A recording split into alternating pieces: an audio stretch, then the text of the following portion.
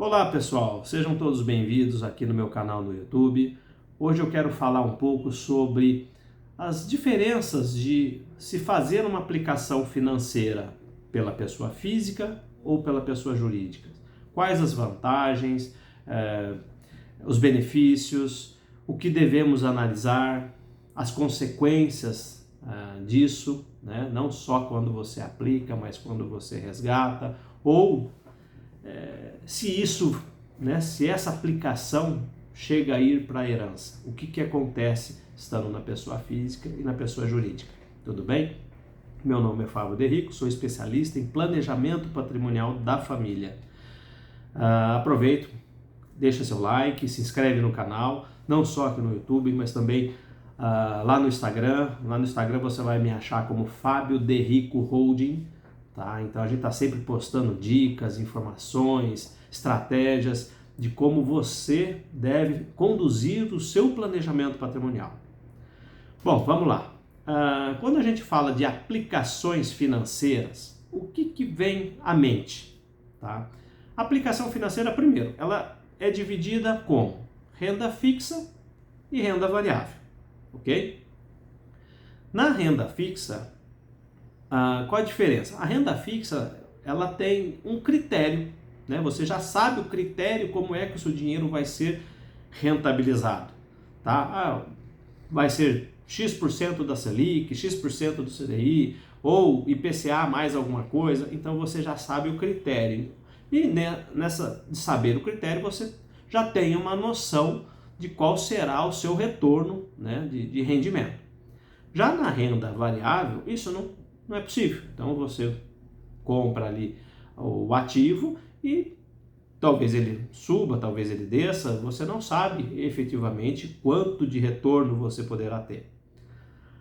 Também temos uma subclassificação onde chamamos de fundos abertos e fundos fechados. Os fundos abertos são aquelas aplicações que você aporta, você investe o seu capital e a qualquer momento você pode sacar, né, pedir baixa.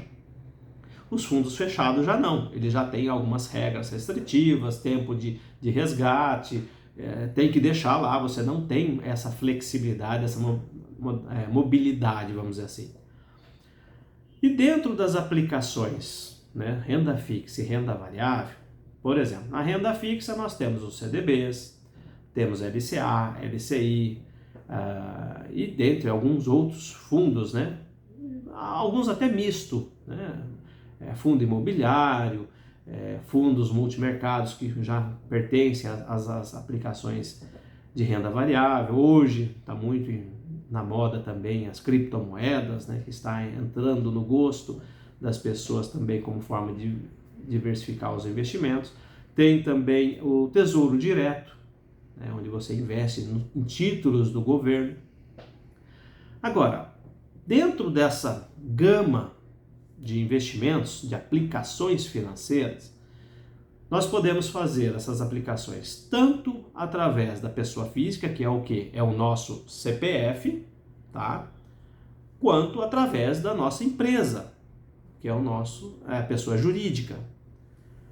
Acontece que a rentabilidade entre pessoa física e jurídica praticamente é a mesma.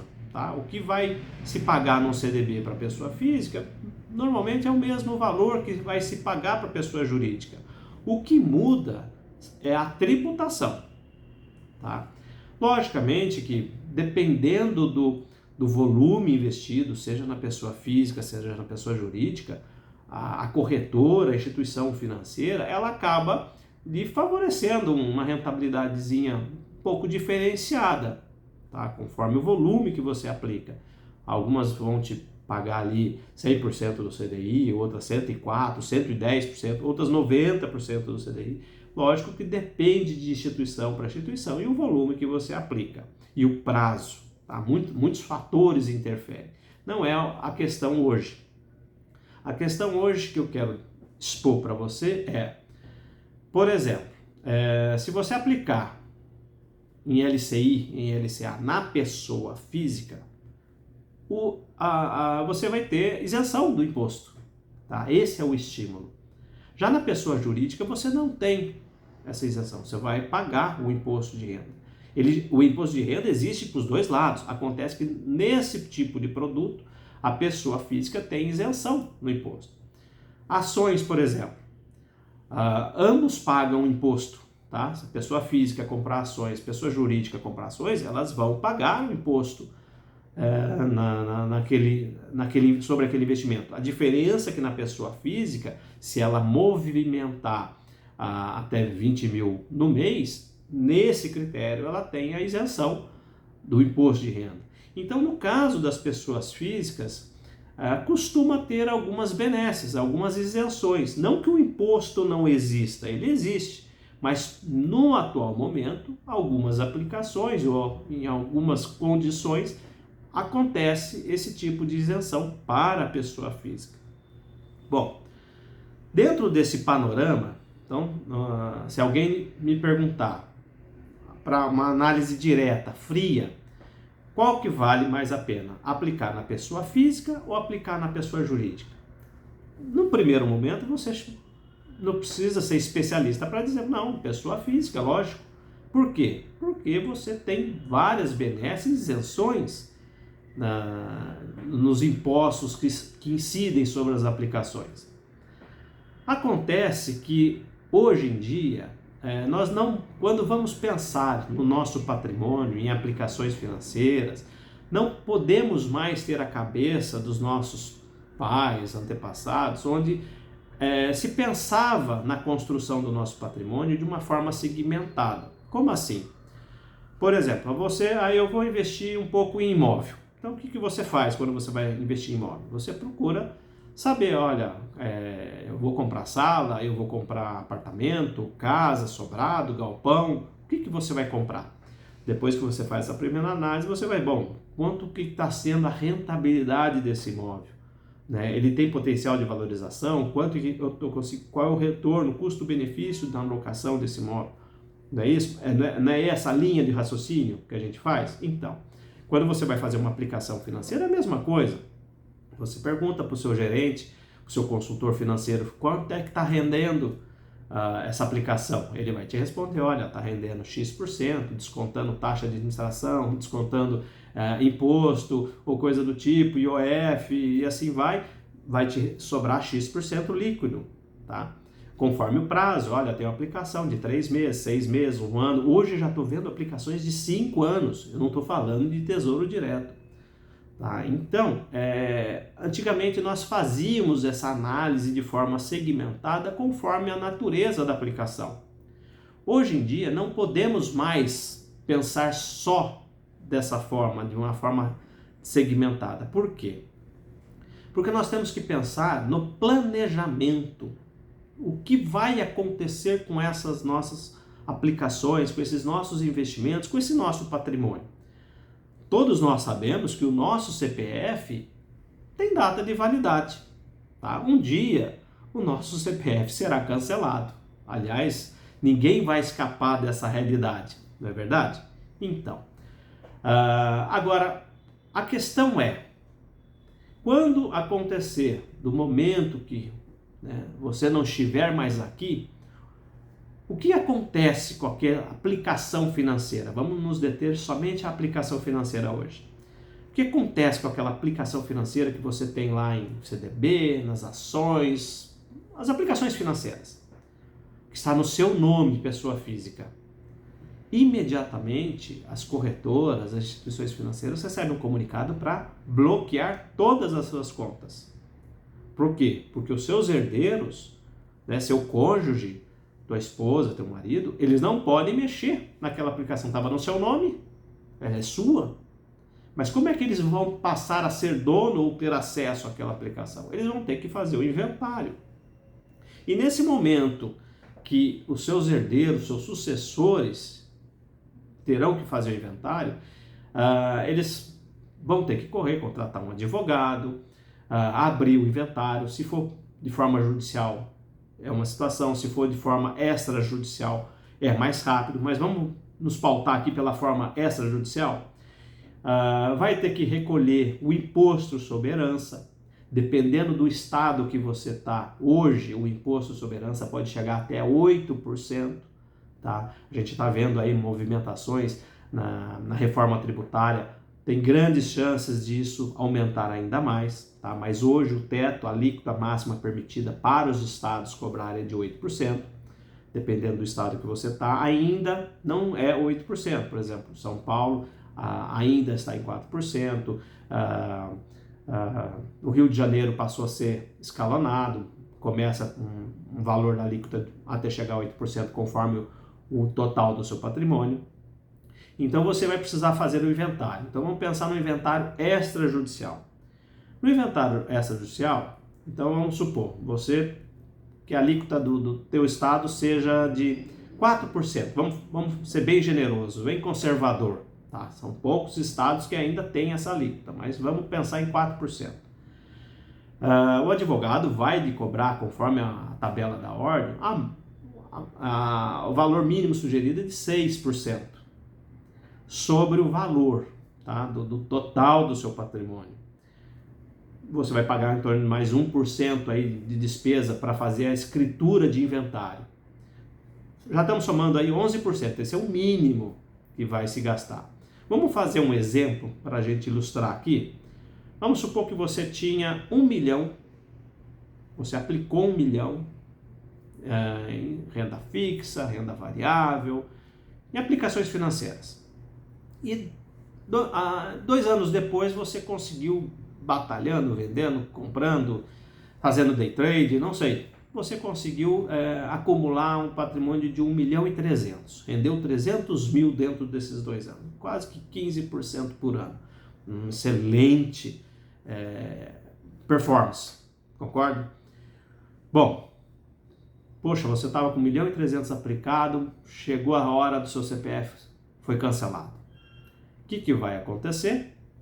Você vai precisar, seus herdeiros, fazer o inventário, tá?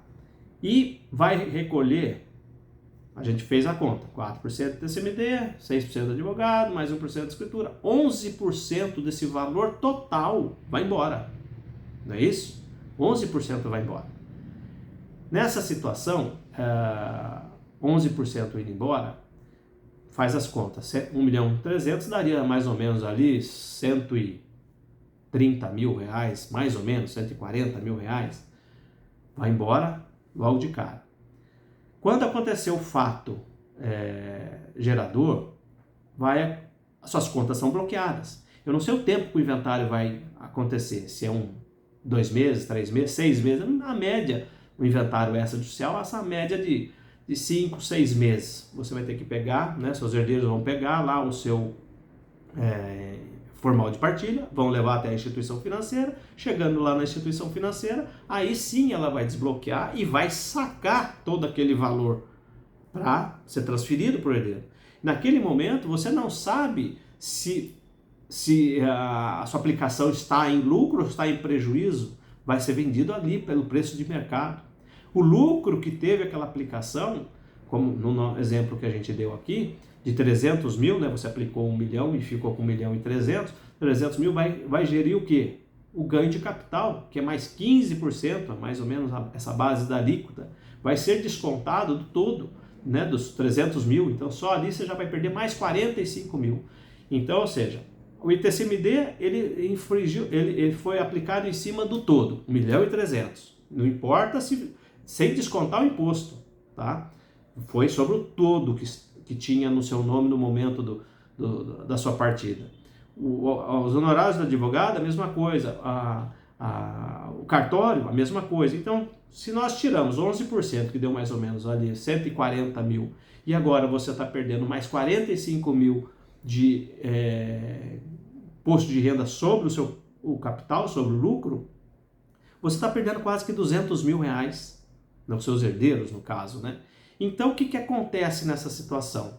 Você tinha 1 milhão e 300, então, na verdade, seus herdeiros estão levando 1 milhão e 100. 200 mil foi embora, tá? Além de todo aquele transtorno. Se foi o seu marido que faleceu, as contas dele ficaram todas bloqueadas, os dividendos ficaram todos bloqueados, aquele fundo imobiliário que todo mês fazia depositava um rendimento, fica tudo bloqueado. Se dependia daqueles rendimentozinhos para poder fazer, para pagar alguma conta, coisa do tipo, fica tudo bloqueado.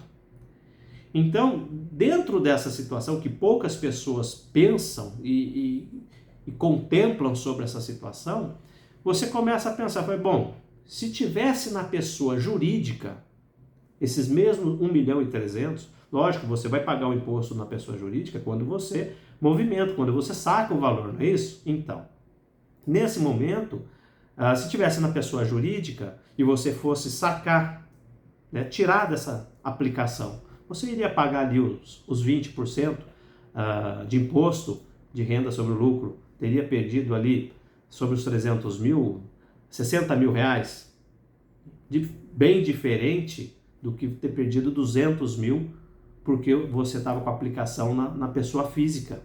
E você, se estivesse na pessoa jurídica, por que na pessoa jurídica não tem essa paulada do ITCMD do advogado? Um parênteses. Se tiver uma pessoa jurídica que não tem a estrutura de planejamento patrimonial, vai pagar, vai fazer o inventário das cotas do mesmo jeito, tá? Dos investimentos do mesmo jeito. A diferença é que se você colocou todo esse investimento dentro de uma estrutura de holding familiar devidamente elaborada, aí sim você não vai pagar o imposto sobre herança, sobre aqueles investimentos, sobre as cotas, não vai pagar, não vai gastar com advogado, não vai gastar com um cartório. Por quê? Porque a estrutura já havia sido montada e a sucessão já foi toda elaborada.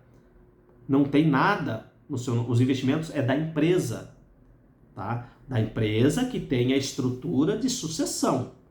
Então hoje, quando a gente fala de holding familiar, a holding, na verdade, é um sistema, uma estrutura montada dentro de uma, duas ou mais empresas, conforme a complexidade do seu patrimônio, para, primeiro, visar a sucessão.